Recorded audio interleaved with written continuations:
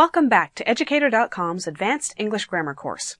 This lesson is on the proper use of Latin terms and abbreviations. Let's get started.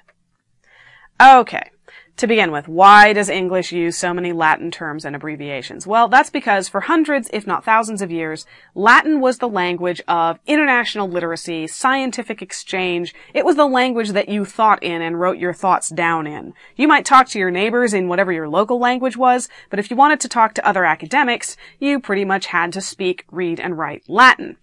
That means that we've actually inherited a whole bunch of Latin terms, including a special set of Latin terms and abbreviations that we use for things that we don't really have concise terms for in English. And this is how to use them correctly. So we're going to start with the big three, etc., e.g., and i.e. Then we're going to look at when to use i.e. and when to use e.g., because people get them mixed up all the time. And then we're going to go over a few other helpful Latin terms, sic, circa, et al., vis, and versus. And then, of course, we'll end with some practice. Alright, etc. or etc. Etc. means and others, or and the rest. The et means and. Etc. is used at the end of a list to indicate that there are other similar items on the list too numerous to mention here. So, for example, I enjoy various kinds of sewing, quilting, tailoring, etc. Now, obviously, there are many kinds of sewing that are not quilting and tailoring. I'm just letting you know that there's a whole bunch of them, and you can just fill in the rest of the list in your head. That's what etc. means. Use a comma before etc. at the end of a list, just because it's at the end of a list and the Oxford comma still works before etc.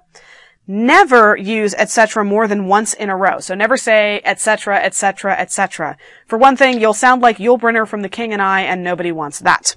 Also, it's sort of redundant to say, and all the rest, and all the rest, and all the rest. You sound like you've gotten stuck and you're repeating yourself. Don't do that. And never use and before etc. Because the Latin word et means and, when you say and etc., you're actually saying and all the rest, which really makes you sound like there's something stuck in your brain. Finally, when using etc., make sure all the items in the list are of the same kind, whatever kind that is. So, if I'm making a list of kinds of sewing, you better make sure that all the words in the list before etc. and all the ones I don't mention and use etc. to replace are kinds of sewing. So that's just something for you to keep in mind when you use etc. Alright. E.g., also known as exempli gratia. That's the only time you'll hear that phrase spoken today. Exempli gratia means for the sake of example, but for your purposes, just remember that e.g., which is what we actually use in written English, it means the same thing as for example. So, the bakery sells many kinds of cake, e.g., chocolate, carrot, and spice. Notice you don't need the comma.